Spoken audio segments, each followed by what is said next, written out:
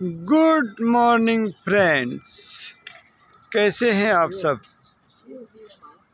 मैं आ गया हूं फिर से आप सबको एक नई लर्निंग शेयर करने। और आज की जो लर्निंग है वो है बहुत ही इम्पोर्टेंट लर्निंग है। उस लर्निंग के बारे में हम डिस्कस करेंगे और हम सोच रहे हैं इस लर्निंग के ऊपर एक सीरीज़ बनाएंगे। और वो लर्निंग का नाम है माँ बाप की अहमियत। अब ये टॉपिक बहुत ही बड़ा है, इसके लिए हम इसके ऊपर सीरीज़ बनाएंगे, पर उसके पहले आप हमें भी देख सकते हैं। ये हम हैं, ओके। और ये प्यारी सी सुबह है, एक अच्छी सी धूप निकली है, एक अच्छी सी सुबह निकली है। लोग एक्सरसाइज कर रहे हैं, लोग एंजॉय कर रहे हैं, लोग अपनी हेल्थ पे ध्यान दे रहे हैं। और जिसको जो करना, जो कुछ लोग काम पे जा रहे हैं, कुछ लोग कुछ कर रहे हैं, एक्सपेक्टेड, ओके। तो चलिए आते हैं आज की लर्निंग के ऊपर। तो हम उस लर्निंग के ऊपर आने के पहले हम अपने बारे में बता दें कि हमें माँ बाप की अहमियत किस तरह से पता चली। मुझे किस तरह से पता चली? मुझे इस तरह से पता चली कि जब मैं 12वीं की पढ़ाई कर रहा था, तो 12वीं की पढ़ाई कर रहा था मैं 2 साल तक, जब मैं गांव में था। उसी टाइम पे मेरे पापा का जॉब छूट गया, कोई भी कारण की वजह से कंपनी में कुछ प्रॉब्लम हुआ और उनका जॉब छूट गया। और वो 2 साल तक मुंबई में बस ऐसे ही कैसे भी करके अपना गुजारा करते रहे। और उसी टाइम पे मेरा 12 का पढ़ाई चल रहा था। तो जब मेरा 12 का पढ़ाई चल रहा था फ्रेंड्स, तो उस पढ़ाई के दौरान कोई अर्निंग सोर्स नहीं, घर वाले को भी मेरे को देने के लिए कुछ नहीं था। ना मैं कुछ दे सकता था उनको, ना वो हमें कुछ दे सकते थे। पर फिर भी मैंने हिम्मत किया, मैंने बोला कि नहीं, पढ़ाई नहीं छोड़नी है, क्योंकि पढ़ाई अगर छोड़ दी तो आगे का जो हमारा लाइफ है वो ख़राब हो जाएगा। और अगर पढ़ाई फिर छोड़ दिया और फिर उसको कंटिन्यू करना चाहेंगे तो बहुत ही मुश्किल होगा।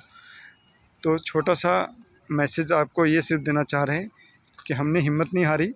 और 2 साल तक हमने बिना किसी मतलब माँ बाप के पैसों के वजह से, बिना पैसों से, सिर्फ उनके दुआओं की वजह से 2 साल तक मैं रहा। और एक भी दिन बिना खाना खाए नहीं सोया।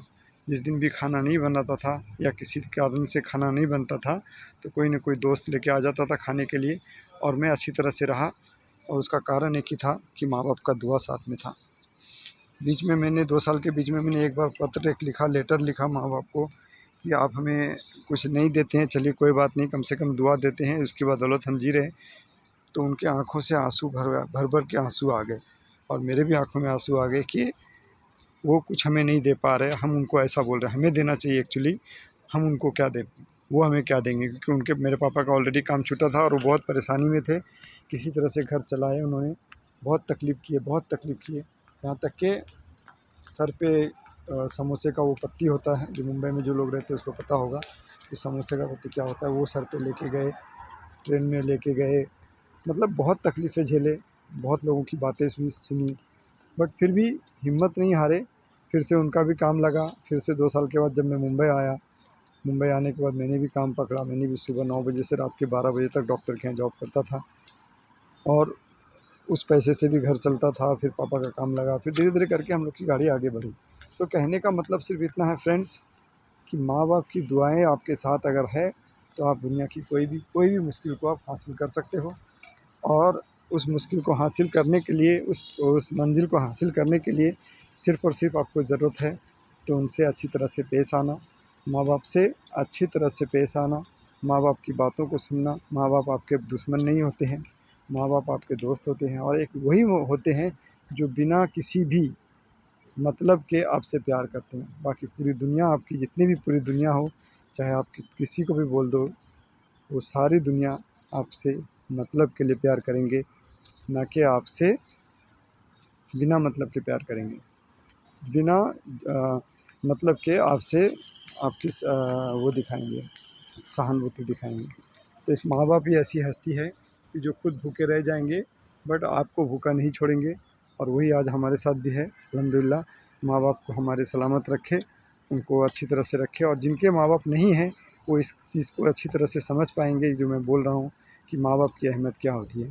तो फ्रेंड्स, मैं सबसे ये गुजारिश करूँगा कि माँ बाप को अच्छी तरह से रखें, उनको परेशान ना करें, उनके साथ चिल्ला के बात ना करें, उनके साथ जितना हो सके प्यार मोहब्बत से पेश आएँ, उनकी बातों को समझें। उन्होंने बहुत तकलीफ़ें झेली है, उन्होंने अपने आप को कुर्बान कर दिया आपको यहाँ तक पहुँचाने में, हमको यहाँ तक पहुँचाने में।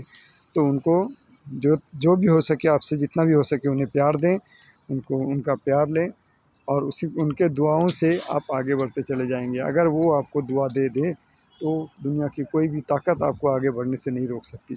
और दूसरी के अपोजिट है कि अगर आपने माँ बाप का दिल दुखाया है, आपने माँ बाप को तकलीफ़ दिया है और उनके दिल से अगर वो बद्दुआ निकल गई तो आपके पास 100 करोड़ भी हो, 1000 करोड़ भी हो, वो मिट्टी के ढेर बन जाएंगे।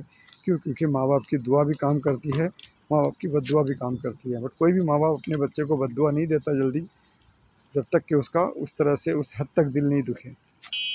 और अगर आपके माँ बाप का समझ कम है, आपके माँ बाप पढ़े लिखे नहीं हैं, तो उनको आप समझाओ, उनको आप पढ़ाओ, उनको सिखाओ, बट उनसे उलझो मत, उनको चिल्ला के मत बात करो क्योंकि उन्होंने अपनी पूरी ज़िंदगी दे दी हम सबको यहाँ तक पहुँचाने में।